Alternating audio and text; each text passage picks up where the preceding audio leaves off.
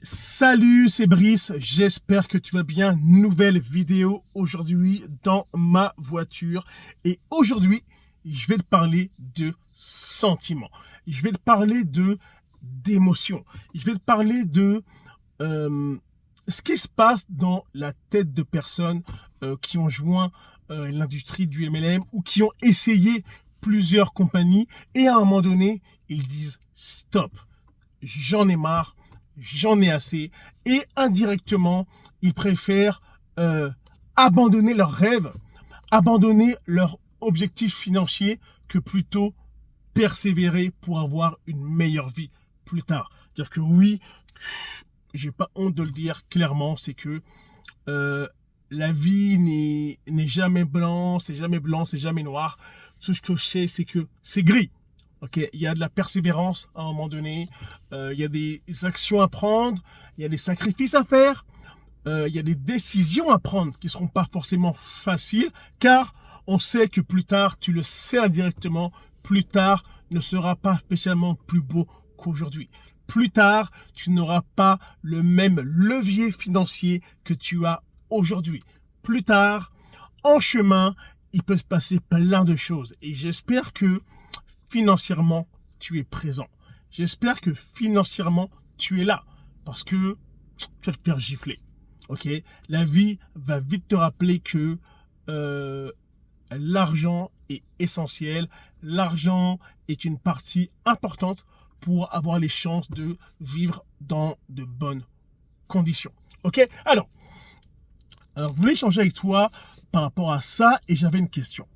À ton avis, dans quel que se passe-t-il dans la tête de quelqu'un, d'une personne qui a joint notre belle industrie, ok, que tu connais très bien, c'est l'une des raisons pourquoi tu as joint.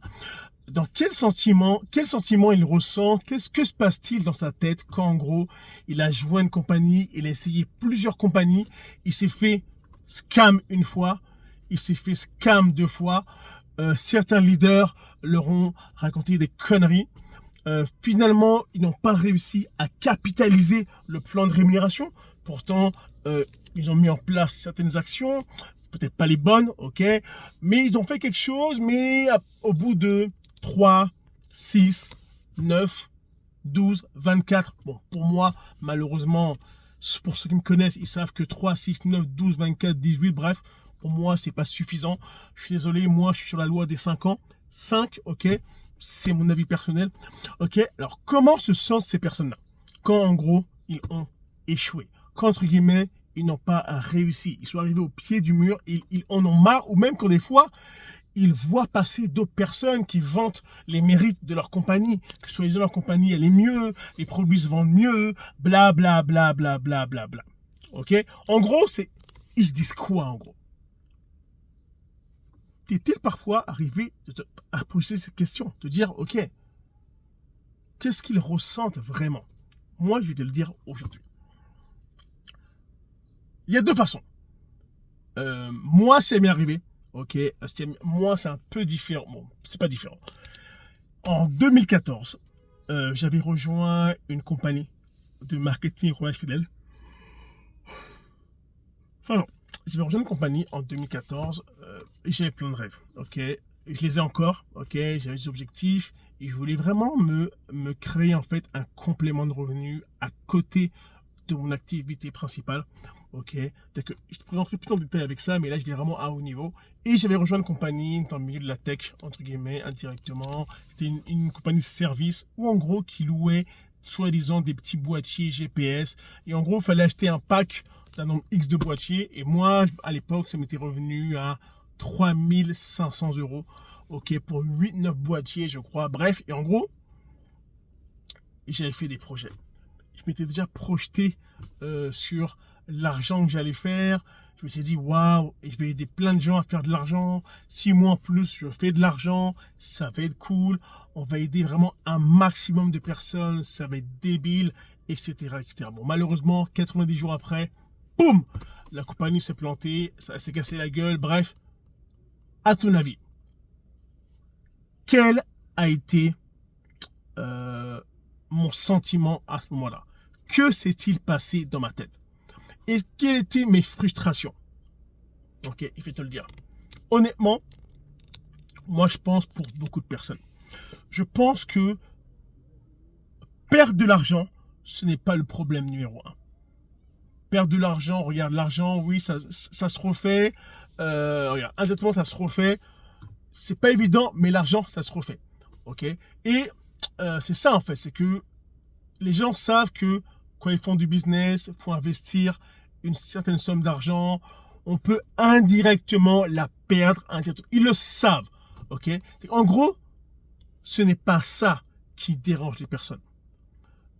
La chose numéro une qui dérange le plus les personnes, c'est en fait de s'être senti bafoué, de s'être senti en fait que, regarde, bref, les gens ont volé leurs rêves. Moi, quand j'ai perdu entre guillemets l'argent en question, c'est que je m'en foutais de l'argent réellement, des 3500 euros.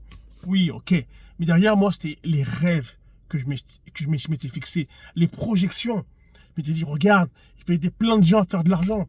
Je vais faire de l'argent, ça va être ouf. Je serai millionnaire, je vais en parler à plein de personnes, ça va être ouf. Je vais m'acheter ça, je vais m'acheter ça, je vais pouvoir aider ma famille, mes parents, bref. En gros, c'est malade en fait. Et en fait, quand la compagnie elle est tombée, c'est ça en fait qui m'a frustré. De me dire qu'en gros que j'avais mis tellement d'énergie à me dire, ok, qu'est-ce que je vais faire avec cet argent? Qu'est-ce que je vais faire quand j'aurai atteint ce palier et ce palier, en fait. Ok? Et en fait, c'est ça. Sache une chose, c'est que les gens, en fait, ce qui les rend les plus tristes, c'est que les compagnies volent les rêves des gens. Les leaders volent les rêves des gens. Quand ils font miroiter que la compagnie, elle est ouf, que le plan de REM, il est malade, qu'ils feront de l'argent, blablabla. Les gens y croient. Les gens se disent, waouh, grâce à lui, je ferai de l'argent, c'est un truc de ouf. Et quand ça ne se passe pas, ils sont frustrés parce que dans leur tête, ça commençait en fait à travailler en fait. Ils s'étaient déjà dit, ouais, je vais aller en vacances ici, je vais aller là, je vais aller là. Et du jour au lendemain, tout disparaît en fait. Et ils doivent retourner à leur petite vie normale d'employé, d'une vie qu'ils détestent, une vie pour qui une bonne majorité n'aime pas. Ils n'ont pas le choix parce que c'est la seule situation qui leur permet de faire de l'argent. Et tu vois, c'est bien correct. Okay. Tu vois, ils sont employés, c'est correct, ils font de l'argent grâce à leur emploi, mais c'est pas ce qu'ils aiment. Ils aimeraient faire plus, ils rêvent de plus. Ok? Oublie pas, c'est ça, c'est qu'en fait, le problème, c'est pas la perte de l'argent, c'est les rêves qu'on se fait voler. Ok? C'était Brice, on se voit dans une prochaine vidéo. Bye bye.